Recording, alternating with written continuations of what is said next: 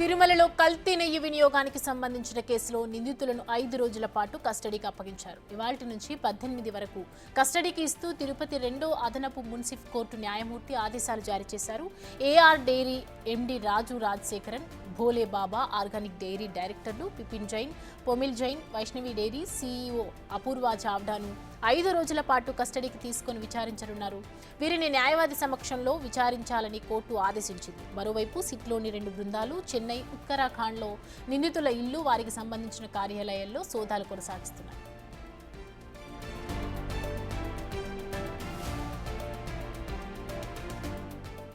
ఈ అంశానికి సంబంధించి పూర్తి డీటెయిల్స్ మా ప్రతినిధి దామోదర్ అందిస్తారు. దామోదర్,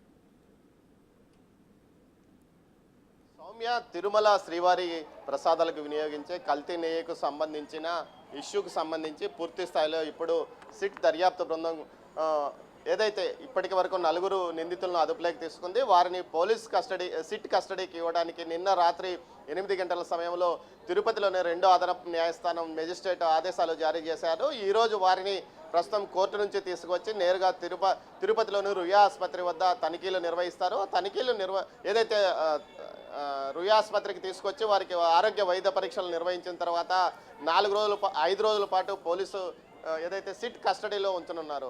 ఏదైతే ఏఆర్ డైరీ ఎండి అయిన ఆర్ రాజశేఖరన్తో పాటు అదేవిధంగా విపుల్ జైన్, సోమిల్ జైన్ గతంలో వీరు బోలోబాబా డైరీ డైరెక్టర్లుగా ఉన్నారు. ఆ తర్వాత వీరు వైష్ణవి డైరెక్టర్లుగా చేరారు.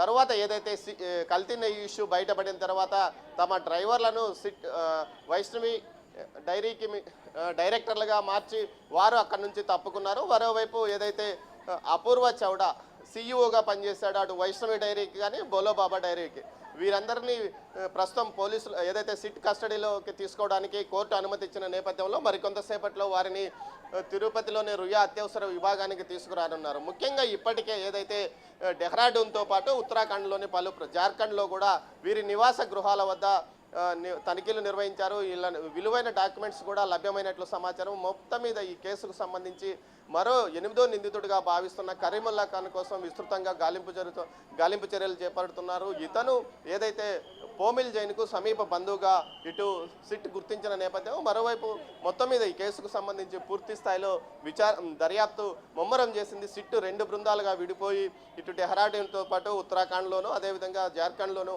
తనిఖీలు నిర్వహిస్తున్నారు. వారు కూడా ఈరోజు తిరుపతికి చేరుకున్నట్టు సమాచారం. మరికొందరు ఏదైతే 6 నిందితులు, మరో 6 నిందితులు సిట్టు అదుపులో ఉన్నట్టు తెలుస్తుంది. వీరిని కూడా విచారిస్తున్నారు. త్వరలో వీరి విచారణ పూర్తయిన తర్వాత వీరిని కూడా కోర్టుకు హాజరుపరిచే అవకాశం ఉంది. మరోవైపు టీటీడీలోని కీలక ఉద్యోగులను, ముఖ్యంగా ఏదైతే డైరీకి సంబంధించి నెయ్యిని పరీక్ష చేసిన ల్యాబ్ అధికారిని కూడా పిలిపించినట్టు సమాచారం. నిన్న సాయంత్రం ఆమెను పిలిపించి విచారించారు.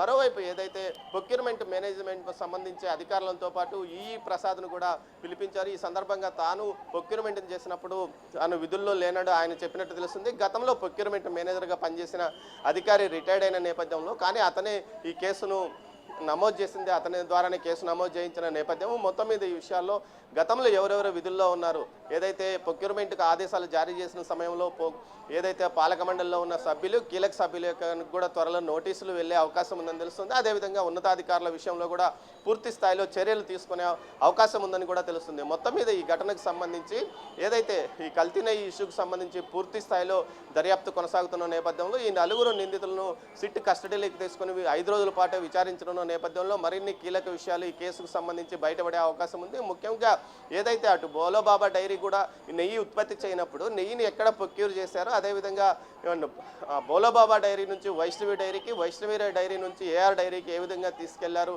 నకిలీ ఏదైతే ధృవీకరణ పత్రాలు కూడా కొన్ని తీసుకున్నట్టు సమాచారం, ఇవన్నీ ఎక్కడి నుంచి సంపాదించారా అన్న విషయం మీదనే ఇప్పుడు దర్యాప్తు కొనసాగుతుంది. మొత్తం మీద ఇప్పటికే సిట్ పూర్తి స్థాయిలో కొన్ని సమాచారాలు సేకరించింది. అటు ఏదైతే టోల్ గేట్ల వద్ద పూర్తి స్థాయిలో వీరి యొక్క వాహనాల వివరాలు, మిల్క్ ట్యాంకర్ల వివరాలు, అదేవిధంగా వారి ఎక్కడైతే ట్యాక్సెస్ ఎక్కడ చెల్లించారో వాటికి సంబంధించిన ధృవీకరణ పత్రాలు కూడా స్వాధీనం చేసుకున్న నేపథ్యంలో ప్రస్తుతం ఈ 4 విచారణ అత్యంత కీలకంగా మారనుంది.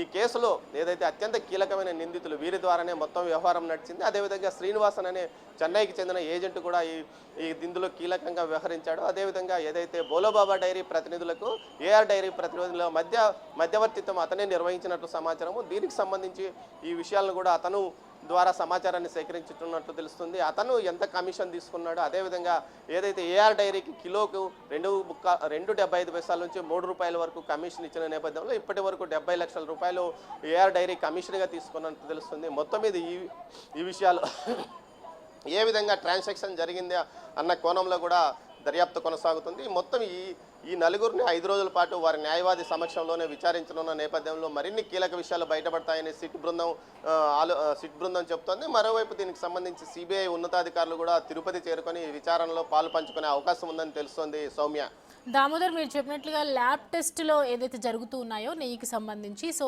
దీని నిమిత్తంలో మరి ఎలాంటి ఇన్ఫర్మేషన్ తీసుకున్నారు? అలాగే సిట్ బృందాలు 2 బృందాలుగా కలిసి మీరు చెప్పినట్లుగా మెయిన్ డిపార్ట్మెంట్సే ఉన్నాయి. ఇప్పుడు వీళ్ళు ఏదైతే కల్తీ నెయ్యి కేసులో మెయిన్ డిపార్ట్మెంట్స్ ఉన్నాయి అంటే అసలైన నిందితులు ఎవరు, దీని వెనుక ఎవరు ఉన్నారు, అలాంటి విషయాలు ఏమైనా బయటపడే అవకాశాలు ఉన్నాయి విచారణలో? ఖచ్చితంగా సౌమ్య, ఏదైతే ఈ నెయ్యిని కల్తీ నెయ్యా కాదా అన్న విషయాన్ని పరీక్ష చేయడానికి 2 రకాల ల్యాబ్స్ ఉన్నాయి. కింద ఒక ల్యాబ్, పైన ఒక ల్యాబ్ ఉన్నాయి. ఆ ల్యాబ్స్లో పరీక్షలను నిర్ధారించిన అధికారి ఎవరు, ఏ విధంగా నిర్ధారించారు, వెనక్కి తిరిగి పంపిన వాటిని మరొకసారి ఎందుకు తీసుకున్నారు అన్న విషయంలో కూడా దర్యాప్తు సాగుతుంది. దీంతోపాటు అప్పట్లో పనిచేసిన ల్యాబ్ సిబ్బంది ఎవరు, టెస్టింగ్స్ తర్వాత ఓకే అని సిగ్నల్ ఇచ్చింది ఎవరు, దీంతోపాటు ప్రొక్యూర్మెంట్ సందర్భంగా బోలోబాబా డైరీకి అదేవిధంగా ఏఆర్ డైరీని పరిశీలించింది ఎవరు, డైరీలోనే నెయ్యి అక్కడి నుంచి వస్తుందా లేకపోతే ఇటు వైష్ణవి డైరీ నుంచి వచ్చిందా అన్న విషయంలో కూడా దర్యాప్తు కొనసాగుతుంది. ముఖ్యంగా మార్కెటింగ్ సిబ్బంది కూడా లోపాయికారితనం ఇప్పుడు బయటపడే అవకాశం ఉంది. వారు లోపాయికారిగా ఏఆర్ డైరీకి కానీ అటు బోలోబాబా డైరీ కంపెనీ ప్రతినిధులకు సహకరించడం వల్లనే ఈ స్కామ్ ఇది జరిగింది. కల్తీ నెయ్యి కూడా ఇటు తిరుమలకు చేరుకుంది అన్న విషయాన్ని తెలుస్తుంది. దీంతోపాటు ఏదైతే అడాల్ట్ గీ అన్న విషయాన్ని ఏదైతే రిమాండ్లో పొందుపరిచామో, కొంతమంది అడాల్ట్ నెయ్యి కల్తీ విషయం మీద రిమాండ్లో లేదంటూ కొంతమంది ప్రచారం చేస్తున్నది అవాస్తవం అంటూ కూడా ఇప్పుడు ఈ సిట్ అధికారులు అంటున్నారు. దీంతోపాటు ఏదైతే మొత్తం మీద వ్యవహారానికి సంబంధించి అటు రాజకీయ కోణంలోనూ అదేవిధంగా ఇటు అధికారుల కోణంలోనూ దీంతో కమిషన్ల కోణంలో ఈ 3 కోణాల్లోనూ పరీక్ష చేస్తున్నారు, దర్యాప్తు కొనసాగుతుంది. దీంతోపాటు మరికొందరికి నోటీసులు కూడా ఇస్తున్నామని చెప్తున్నారు. అదేవిధంగా బోలోబాబా డైరీ అర్హత లేదని 2019లో నిర్ధారించారు. ఆ తర్వాత వైష్ణవి డైరీకి అర్హత లేదు, ఏఆర్ డైరీకి అర్హత ఉన్నప్పటికీ అది గీ ఉత్పత్తి చేయకుండా బయట నుంచి వచ్చిన గీని కమిషన్ కోసం వారి టెండర్లకు ఎందుకు ఓకే చేసింది, ఈ 3 కోణాల్లోనే దర్యాప్తు కొనసాగుతుంది. Soumya, thanks for the updates Damodar.